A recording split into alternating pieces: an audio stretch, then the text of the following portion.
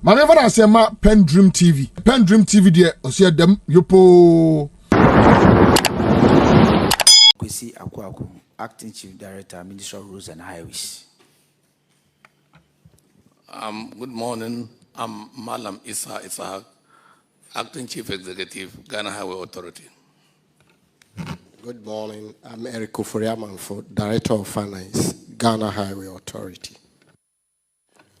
Good morning. My name is Lawrence Lamti.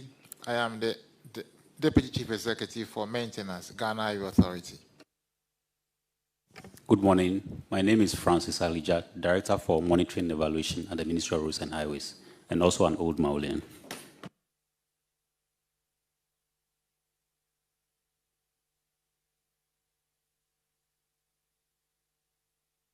Okay, Honorable Minister.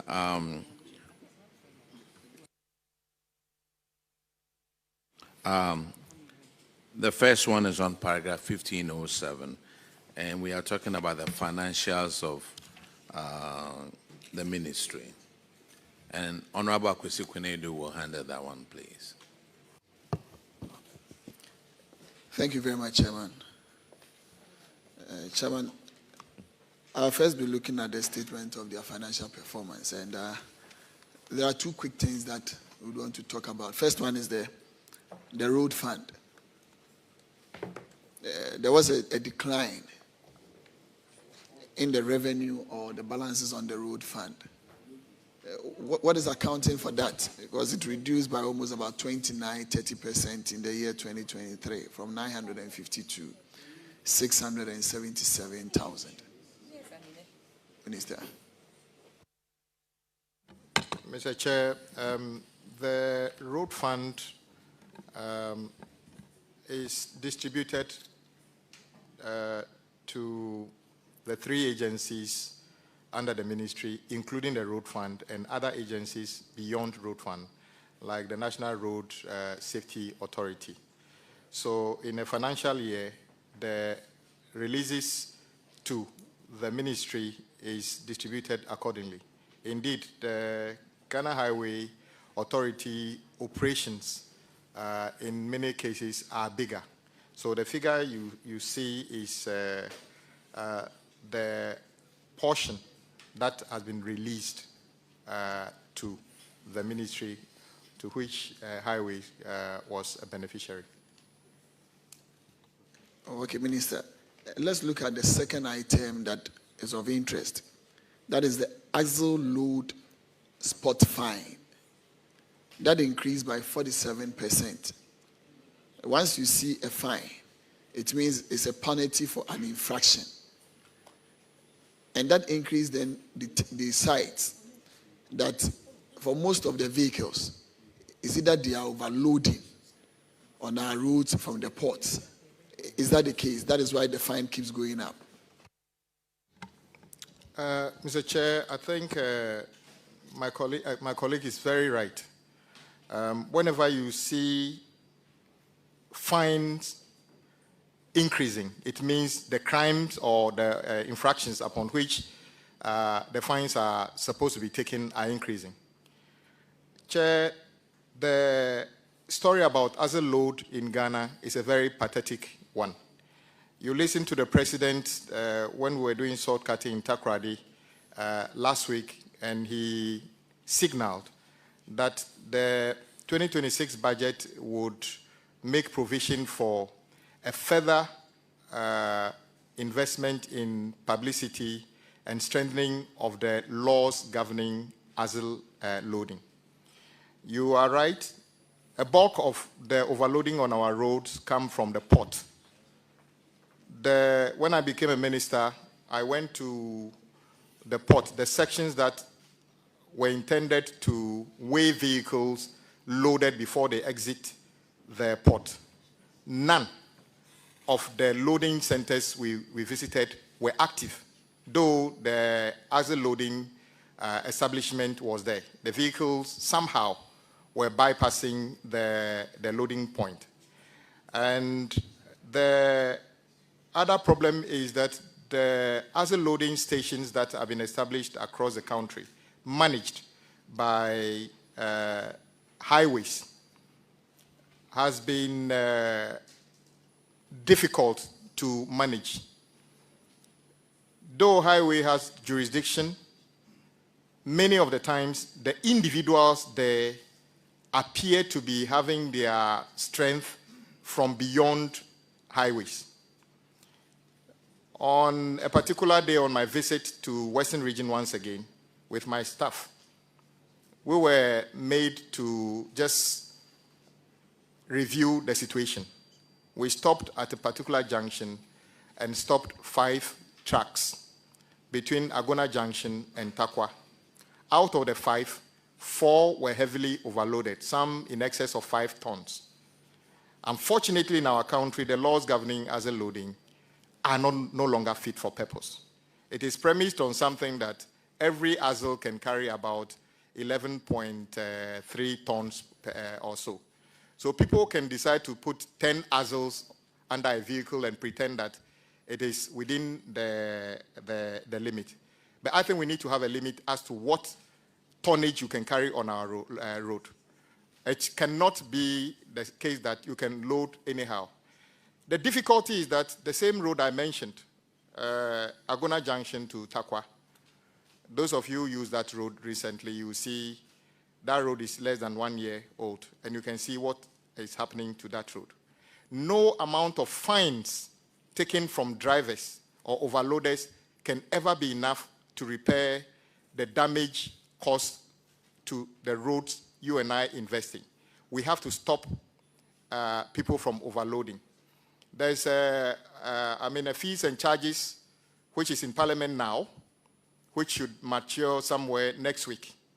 Government has actually increased the fines of overloading from the current 5,000 to 50,000. It's a punitive measure. We are also in consultation with stakeholders to see that currently the regime is that when you are overloaded, you are allowed to bring another vehicle to offload the overloaded section and pay a small fine and go away. We are in consultation to find out whether anytime you overload, one of the punishments will be that the overloaded portion of the goods is forfeited completely and the goods auctioned by the state. I believe a combination of those and others would stop people from overloading. The neighboring countries have taken the lead. If you go to Burkina Faso, we have situations where people overload from Tema.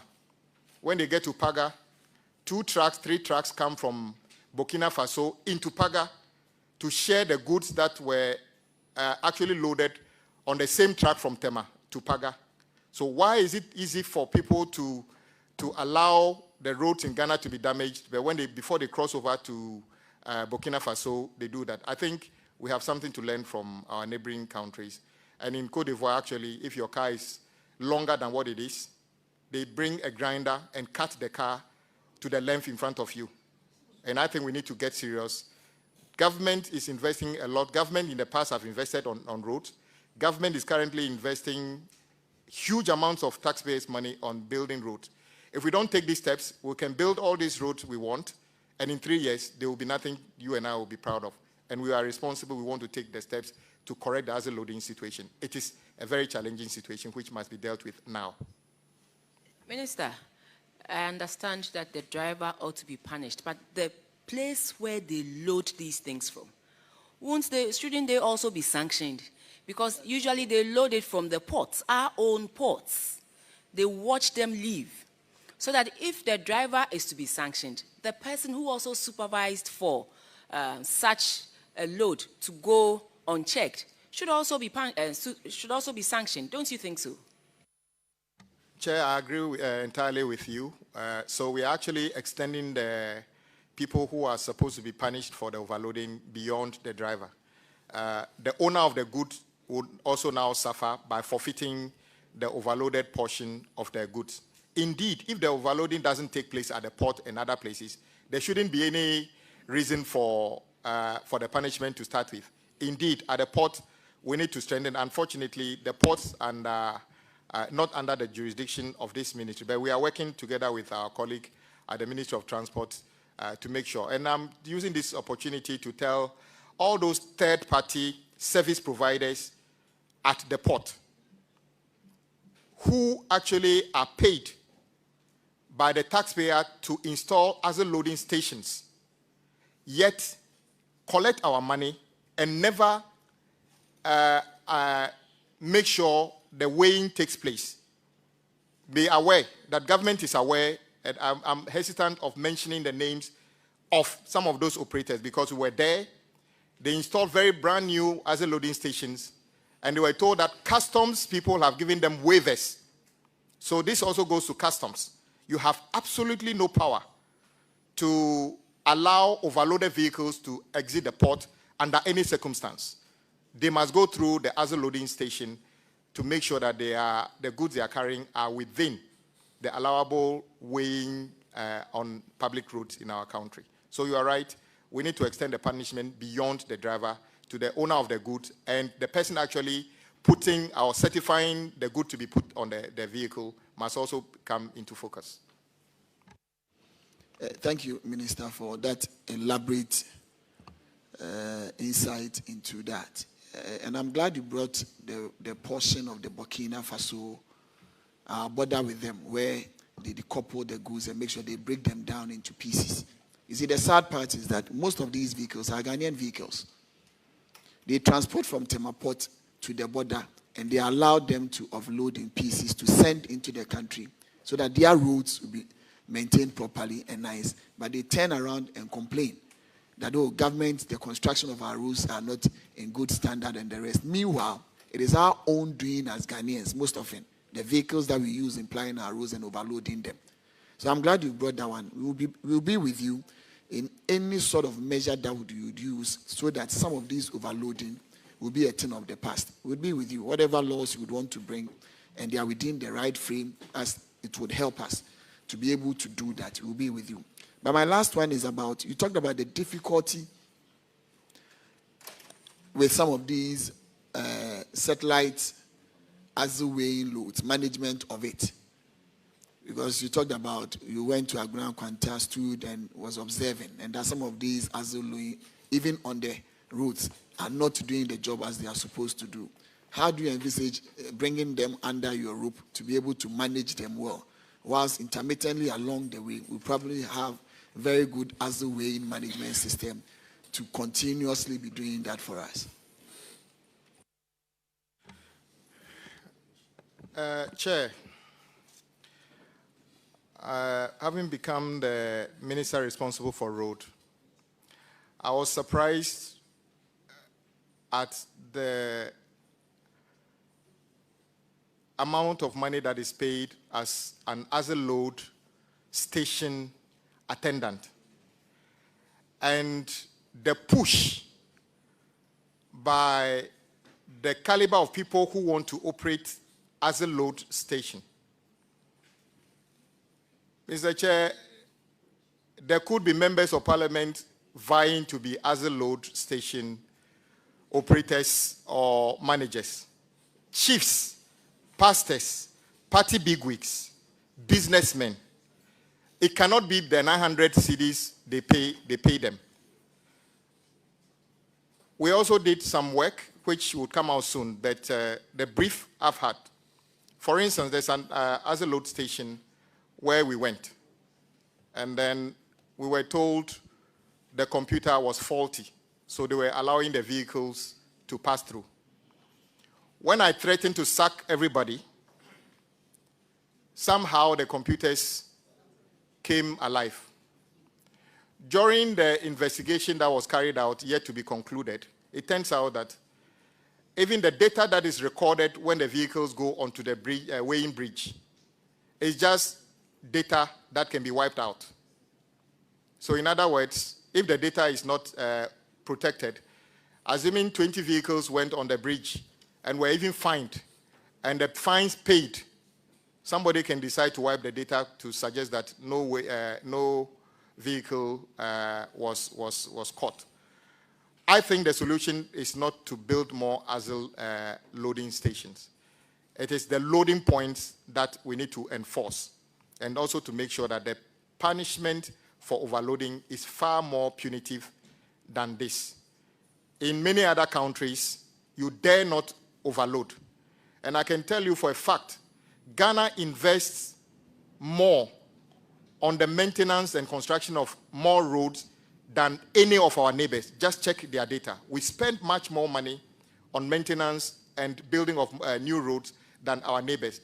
Somehow, their roads last longer. It is also not because the Ghanaian contractor does a shoddy work all the time, because our engineers and contractors actually work in other countries beyond the borders of Ghana, and they do a good job as well.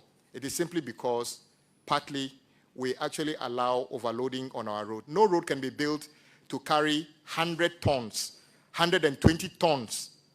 But those are the things that we carry on our roads in Ghana. 120 tons by one vehicle. Which engineer is going to be able to design a road envisaging that somebody is going to drive 120-ton goods on that road?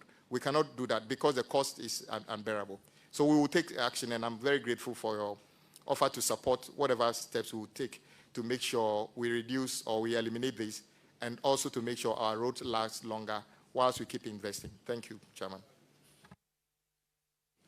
Thank you very much, Honorable Minister. Some of the axle loads areas, the entrance and the exit of these places are so dangerous. There's one in my constituency that you can count on having an accident, at least one in either every 2 weeks or maybe 3 weeks. And it's so serious. And it's on a straight road that all these big cars go so fast on it.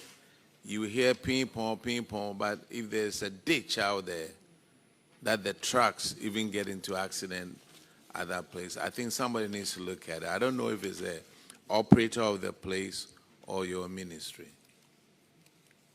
The Chairman, it's obviously under the purview of the ministry, but specifically under the Highway Authority. So it is our responsibility to determine, even if we have a private, a third party building it, we have to certify the design and other things. So you've raised it, others have raised it, and we are reviewing all that as part of what we want to do to improve safety and longevity of our roads. Thank you very much. Now let's move to the next one. Management issue is on paragraph 1516, and it's outstanding interest liability on delayed payments. And it says the recommendation is we recommended to management to liaise with all relevant stakeholders to raise the necessary funding to address the growing liability and ensure projects are not halted due to delay in payment of certificates. We also advise management to ensure that contracts are not awarded when funds are not available to ensure the completion of the projects. At the time of the audit, we owed 615 million Ghana cedis on delayed payments. What has happened now, sir? Chair, sadly, the situation is getting worse. But as you said, the recommendation from the auditors is right within the law that we should make sure contracts are awarded only when we can justify it. Chair, you will bear with me that it's not easy to tell some communities why their roads cannot be fixed within a certain budget window, because the road network is nothing to write home about. But it's also true that we overcommit in terms of how much we can pay for, not by the fault of the ministry, but by the popular demand of the people we serve, including members of parliament who represent their people. So I can understand why government overcommits sometimes, but we need to make the money available to pay contractors. The specific issue about interest on delayed payment, I think government in 2023 took a good decision when they reviewed the Act 25, which until then allowed government contracts that attract interest, and the interest should be calculated compounding. In 2023, that was reviewed, I think, at 1114, Section 17, which now says that interest should be simple. But beyond that, why are we paying interest in the first place? It's because government overcommits and people raise certificates and have to wait for 3, 4, 5 years. Fairly, there has to be a way of making them get their money back. So for instance, what we are doing under the big push is to write into the contract that there will be no mobilization and no interest on delayed payment. Because if I read the Section 3 of the new Act, it's talking about when the contract says there's interest. So it's not compulsory to write into the contract that there will be interest. However, government will also make sure that the 90 days window to settle the bill is also not exceeded.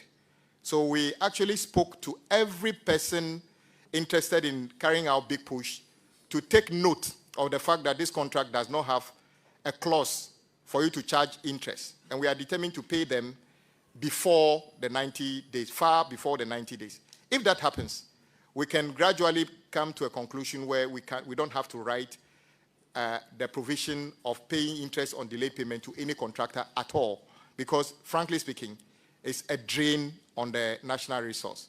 You spoke about 600 million.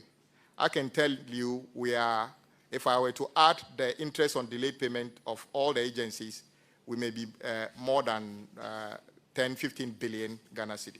It's not sustainable.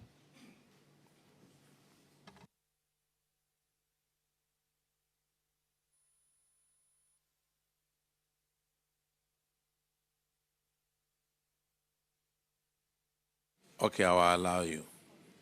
Yes, thank you, Mr. Chairman. Minister, you mentioned that you put a clause in there that will prevent inclusion of interest on payment. And you also said that you're not going to give mobilization. So if a contractor goes to the bank for a loan to come and start a project, and you say you're going to pay in 3 months, which is fair. If something happens and you don't pay, what happens? His interest will be accumulating at the bank. So what happens in that case? Chair, that is why I said we want to start this gradually. Most contractors are not interested in interest on delayed payment. The only reason they are forced to do that is because we hold their money and for 2, 3, sometimes 8 years, 9 years. So they have no choice than to do that. If the atmosphere is created where, in fact, currently it's 6 months, the law says we pay them in 6 months. We don't intend to pay people in 6 months. Once the regime of payment improves, contractors don't really care whether there's a clause in there or not. And we are determined to use the big push as a template to start that without having written that into the contract. We pay them within a reasonable time. Then they can go and actually retire their indebtedness to the banks or the financial institutions, and everybody will be happy. So we shouldn't be too worried about the clause of our interest on delayed payment. With regard to advanced mobilization, yes, if we had the money, we'll pay. But as a minister, we owe contractors we can't pay. And then the same contractor comes to get a new job, and then you are using the money to pay advanced mobilization.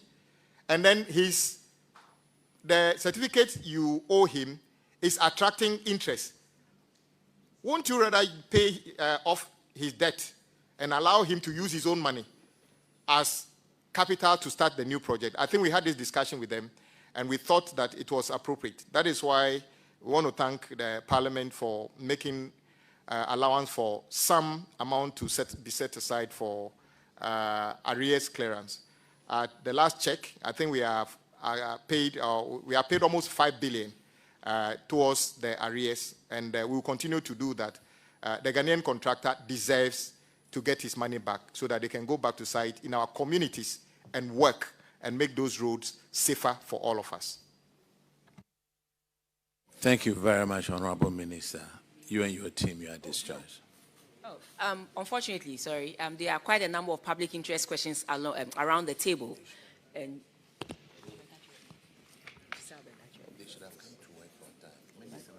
so one has to do with, Minister, last week there was a lot of talk on the bypass. And you name Osino Konongo bypass. Minister, I mean, some substantial amount of work has been done.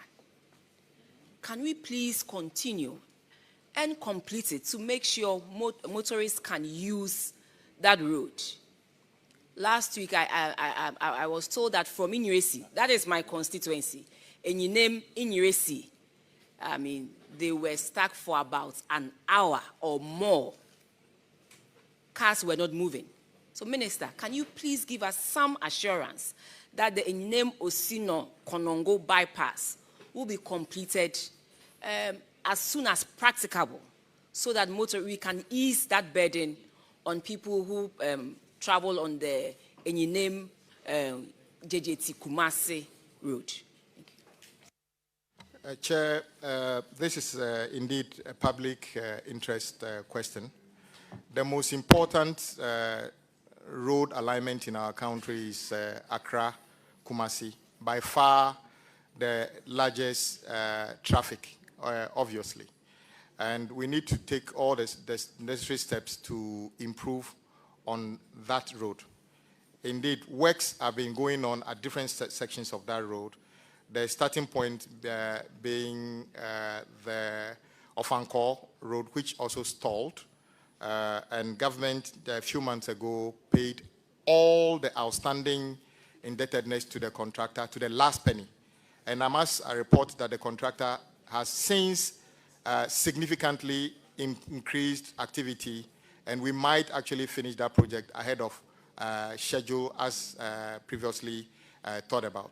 And then the section... Where the scheduled completion date is when, please? The original revised completion date, as the contractor communicated through the consultant, was that when they return to site, they need another 18 months thereabout to complete. They return to site significantly, let's say in August. They are hoping to complete within the first quarter of next year, which is significantly a shorter period, simply because we paid all the indebtedness. And then let's come to the bypasses. The bypasses were very important because the communities along the road, as you mentioned, have crowded out the road, and then trying to do the expansion through the towns means that we pay heavy price in terms of compensation. So it was necessary to do the bypass.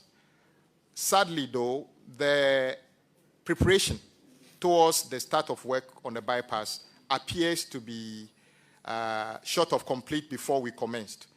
And the record shows that we were thinking the cost of the bypasses will be around 1.9 billion. And that was adequately catered for at the time of contracting.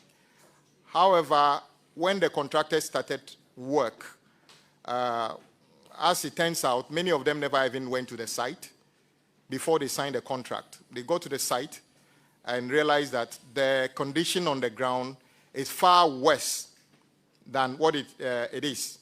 So we are faced with a situation where even in 2023, 2024, there was a request for a significant variation to that contract to cater for the unforeseen situations that existed.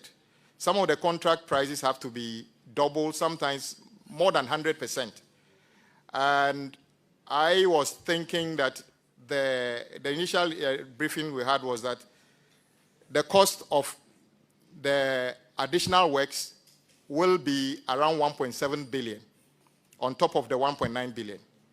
Sadly, it turns out we need more than 3.4 billion extra money to complete all the sections.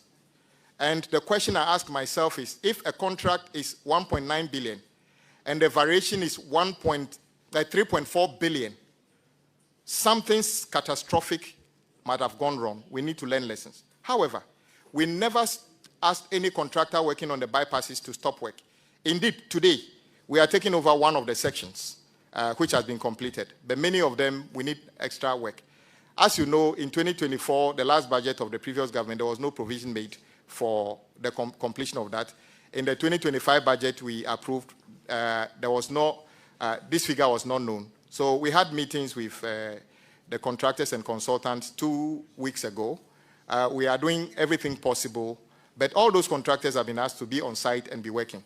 And we shall work towards completing those sections as well. But the difficulty is that the entire capital expenditure in the GOG section of ministry sometimes is 2.5 billion. And the variation on the bypasses to Kumasi alone is 3.4 billion. You can imagine the difficulty we find ourselves in. But it's not going to be abandoned. We will take all the necessary steps to complete them in phases. So we are taking over this phase that is completed today. The section done by NAC Fairmont is complete and will be taken over today or by the close of the week. The others are at various stages of completion. So no one is going to stop that. Thank you very much, Minister. But Minister, then it raises another concern. The contractors don't assess the roads themselves. The assessment and the cost is done by your technical people. Is that the case? Or the contractors go on site and then they assess? Who does the costing of road construction? Because the variation is too huge. If I was sitting where you are sitting, it would be easy for me to answer the question. But I try to be as frank as always. I don't blame the engineers for this problem. I blame we, the political actors. Indeed, I have seen correspondence that suggested that government was warned, we are not ready to go to site. We don't have all the details. The cost we are attaching to this project will not work. But contractors were told, move to site. And it will be very unhelpful on my part to look into the faces of the engineers and say, it's your fault. I know it's not their fault. It's our fault. We, the political class, fault. And the more we engage more and know that every road in the country cannot be fixed within a budget window, and let's be frank about it, and encourage people that today is town A's 10, tomorrow it will be your 10. And then budget adequately for it, the better. But if we want to say it's the engineer's fault, they will accept it. That is my fault. But in our hearts, we should know it's not their fault. On this occasion, I know it's not the fault of the engineers. Yeah, it's not the fault of the engineers. The engineers warned. Like you said, you've seen documents. Be happy to have a look at the documents, which the engineers wrote. I said correspondence, because I engaged them. Hearsay or documentation, because Minister, let me tell you, it is very, very easy for someone to say something in one era of a government, and then when another government comes, they say something else. Saying with your mouth that, oh, you warned them that they should not and that you haven't finished with the cost, and having documentation to prove are two different things. You know, Minister, some of these things we should not allow. I know that, yes, the political class can sometimes have their way, but these things too, I challenge the technical people that it is always good to stand on your ground and say, this is not right, because you're also a citizen of this country. It doesn't matter whether you have I know and I have seen some people, I don't want to mention names, I'm looking at some of them. If it is not right, they will tell you politely that it is not right.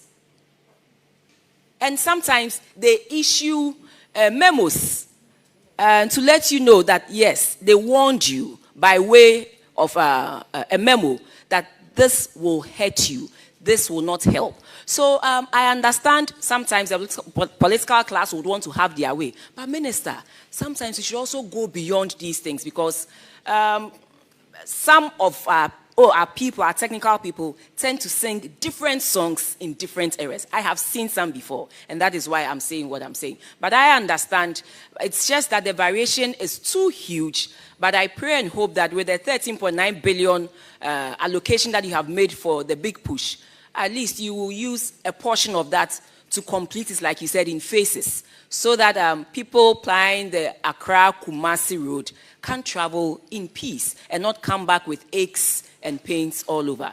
And so thank you very much, Honorable Minister. I think Honorable Giselle, yes, please. Yes, Chair. First of all, indeed, you are right. The I'm not a civil engineer, I'm an architect. I have no competence in designing and costing of roads.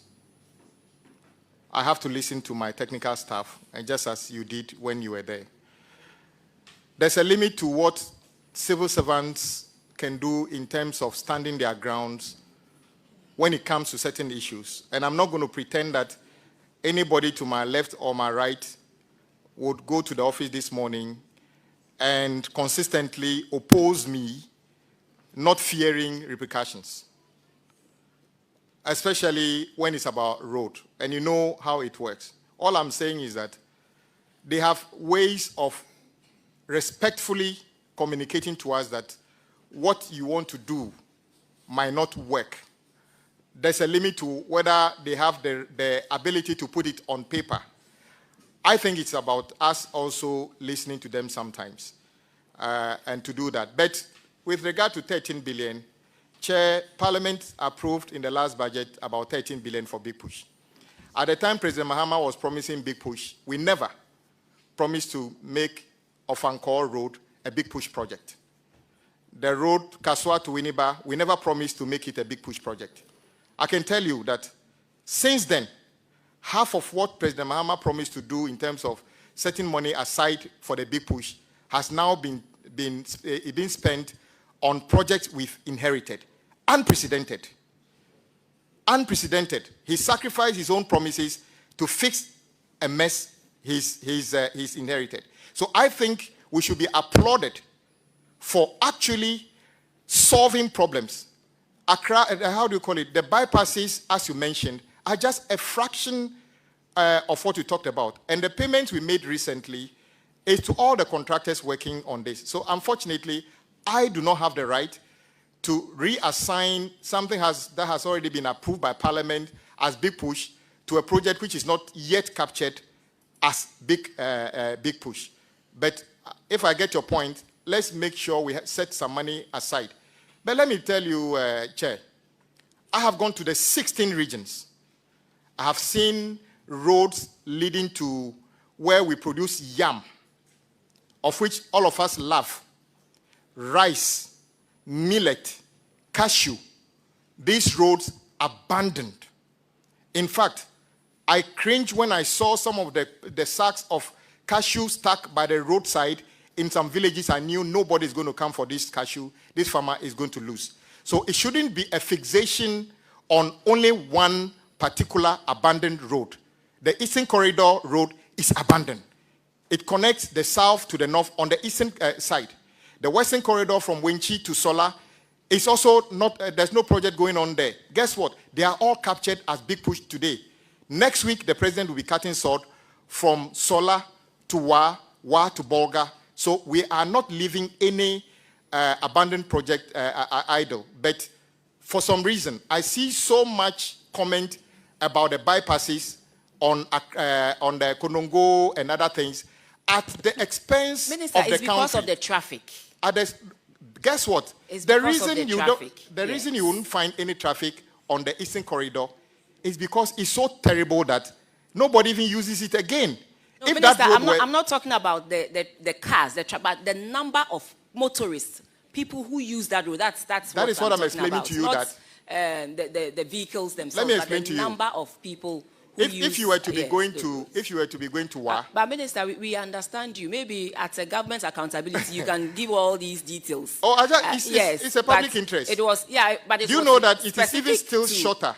Specific if you were to be going these routes, to Tamale today, yeah, to go through the Eastern Corridor, though very bad. So imagine if that road was actually good. The traffic on the Kumasi road is there because there's no alternative. So once you create alternatives, that traffic will also naturally be redistributed and reduce the traffic there. So all I'm saying is that, yes, let's complete the bypasses, but that alone cannot solve the problem of the north-south situation. We need to do the Western Corridor, Eastern Corridor, and the Central Corridor, which you are talking about, that is Accra-Kumasi. Mr. And thank you very much for that. But I just want to correct an impression that an uncompleted road, which you have come to inherit, is not a mess. there's continuity in government. So we all continue with what we inherit. And I think that is how we should put it, that yes, it may be huge, but I don't think that the mess was created because we left uncompleted roads, respectfully. And then lastly, Minister, roads that you have completed, people are destroying these roads just because they want to create access to their land, access to their property, and it is becoming too many in Accra especially. They destroy and they are not able to bring it back to that quality that it was before. Minister, what are you doing about it? Because I see a lot of that, and also those who fix communication gadgets underground, they just leave the pavements unattended to. But these are places or infrastructure that government has invested the taxpayers' money. Minister, please, what can you do to to solve this issue? Chair, this is a very important question.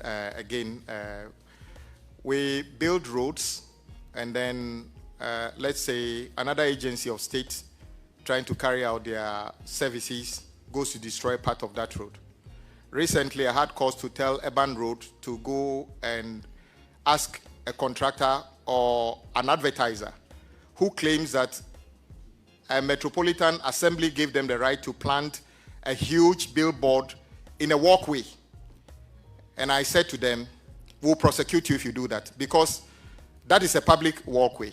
And we actually started removing some of them. Recently, a state agency have gone to put a billboard on a flyover that has been done, impeding visibility and other things. We have removed it. We have successfully prosecuted and jailed somebody who went removing guardrails on the Obechebi Lamte for the first time in our history.